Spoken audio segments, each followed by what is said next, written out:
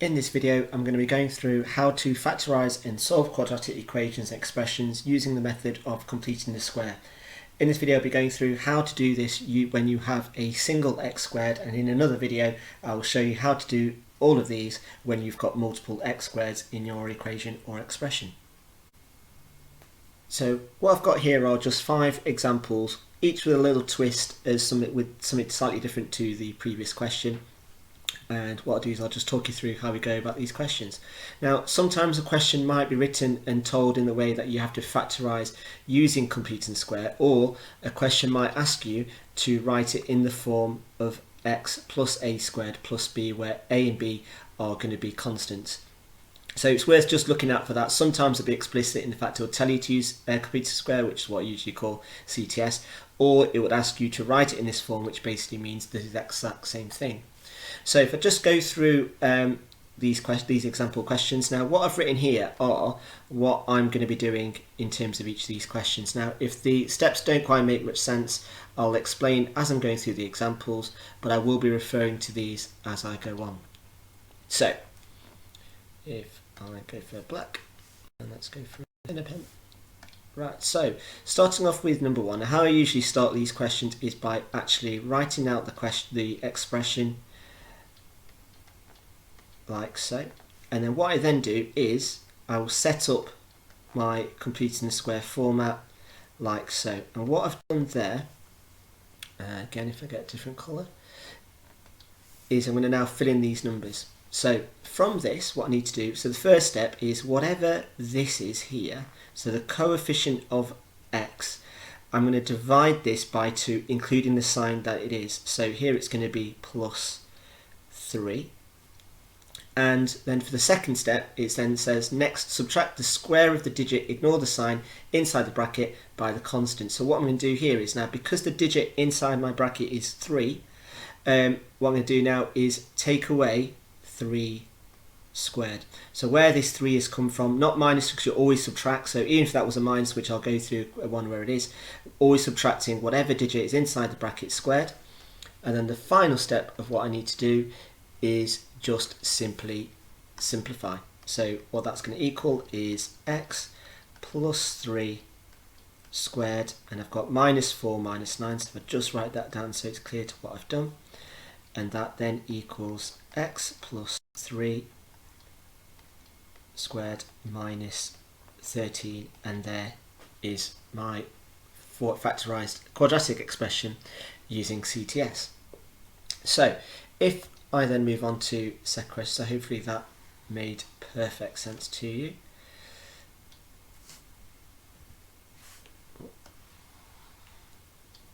And get rid of that. So moving on to question 2. So this one's slightly different because we've got a minus coefficient of x. We'll do it in the exact same way. So I'll start off by writing the question out.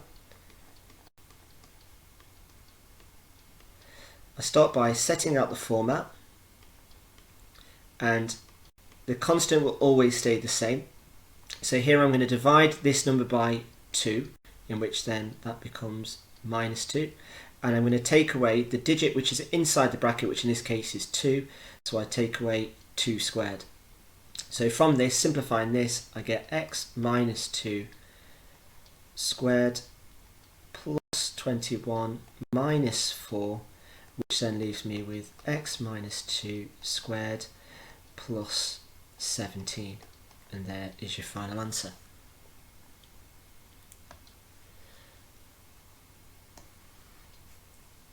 Oh, just bear with me.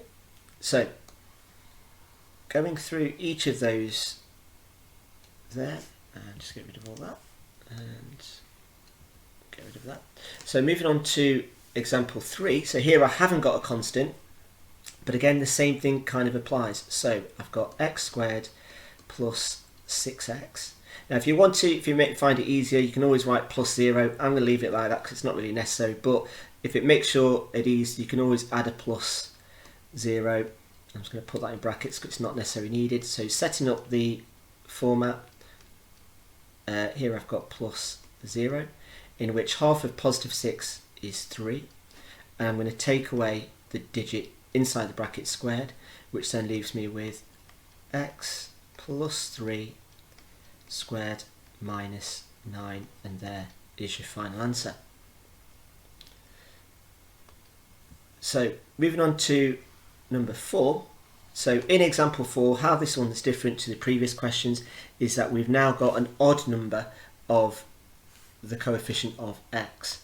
So if I just go through, but again, the good thing about these is that although the question seems a bit difficult, the method is exactly the same. So here I've got x squared minus 3x plus 5. So again, setting out the format, plus 5, and again always writing whatever that is. Now here, half of 3 is going to be 1.5. Now I would always recommend at A level, try and avoid writing decimals, try and write fractions instead, because although you've got a calculator, it always looks a little bit neater, it's always a little bit more accurate if you're using fractions, so I would stick with that. So as you can see here, I'm going to halve 3, and I'm not going to write it as 1.5, and what I then need to do is take away this digit squared. Now one of the advantages of writing this as a fraction is that it becomes a lot easier for me to square. Now obviously I've picked a nice number here of 1.5 squared, in which many of you will be able to work that out, but I'm going to leave it as a fraction so that this method is going to be quite universal for you. So here I've got x minus 3 over 2 squared plus 5 minus 9 over 4. Now, with your A level being a calculator paper, you can just simply type that in and your calculator will probably give it to you as a fraction, which is what we want in. But if not, what you need to remember is we can write 5. Now, what we want to try and do is to make this fraction easy and this to be easy for us to simplify. So one way of writing 5, what would make this easier is if this was a fraction with a denominator of 4. So if we think to ourselves, what do you have to divide by 4 to give you 5? Well, I can write that as 20 over 4. So if I swap this and replace it with the 5, I've got x minus 3 over 2 all squared plus 20 over 4 minus 9 over 4. And what that then does, it makes this a lot easier for me to collect. Because 20 take away 9 is going to be 11. So what I can then do is write down the final answer using the right pen or highlighter. There we go. Which gives me x minus 3 over 2 squared plus 11 over 4. And there is your final answer. So moving on to the last example, where if I just get rid of all of this, that bit there. So moving on to the last example, so this is where we've actually got a fraction in the question, but again it makes absolutely no difference to the method. So here I've got x squared plus x minus 3 over 4. So again, setting up the format, I'm just going to jump a stage, minus 3 over 4 minus 1 over 2 squared. Don't know what's going on with that 2 there, but there you go. So we've got x plus a half minus 3 over 4 minus 1 squared, which is 1, 2 squared, which is 4. I don't need to do any form of common denominators because I've already got that. Not forgetting the squared there, which then leaves me with the final answer of x plus a half squared minus, and it'll be 4 over 4, which I can simplify that as being 1x plus a half squared minus 1, and there is your final answer. So again, what I will always recommend that you do is try and work with fractions rather than using decimals, because it just makes the maths a lot easier for you to do in your head rather than faffing about on your calculator. So the next thing we move on to is solving quadratic equations in the using completing the square. Now obviously the first thing we need to do is make sure that your equation is equal to 0. So sometimes the question might be written where it's not equal to 0, so try not to get complacent, always think of the basics. Whenever you're solving a quadratic equation, always make sure it's equal to 0. Now the next thing that's also worth noting is writing your answer in surd form. Now if you were to writes on a modern day calculator, it would probably do that anyway for you if you just use the equation solver on your calculator, or if you were to use the quadratic formula. However, as it's mentioned for you to use computing to the square, you would lose marks if you chose not to use this method. So with regards to the first step we want to do is write down the quadratic expression in the format of computing to the square. So if I write x squared plus 8x minus 2, using that we end up with x plus 4 squared minus 18, and that is all equal to 0. Now if you're not sure how I've got that, to rewind the video and just work through the examples or look through the steps. So once it's in this format, the nice thing about this is, unlike solving quadratics using double brackets, is that we've only got one x. So all we need to do here is rearrange to make x the subject. So how we go about doing that is we get rid of the 18 first. So we've got x plus 4 squared equals 18.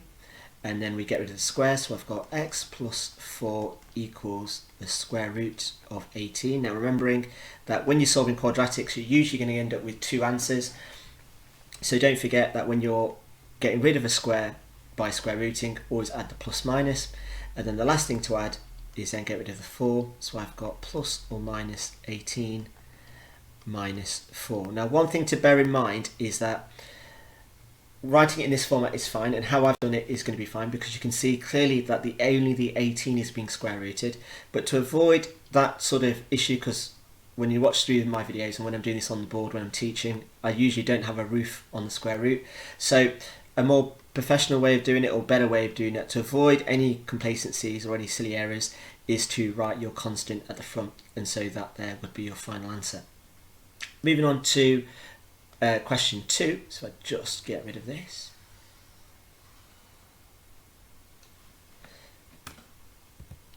So moving on to example 2, let's get a pen.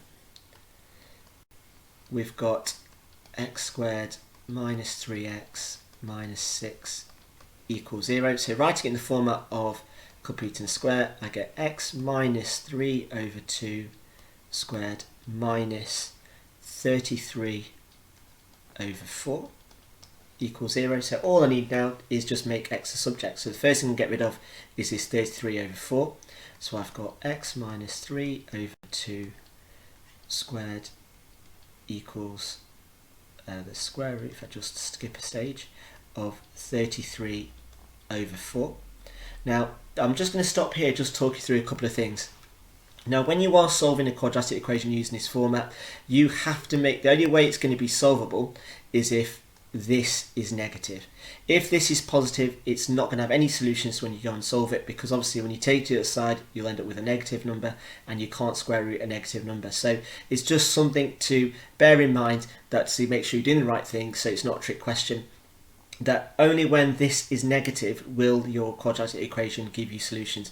If this is positive, it's not going to give you any solutions, because when you take it to the side, you will not be able, therefore be able to square root a negative number.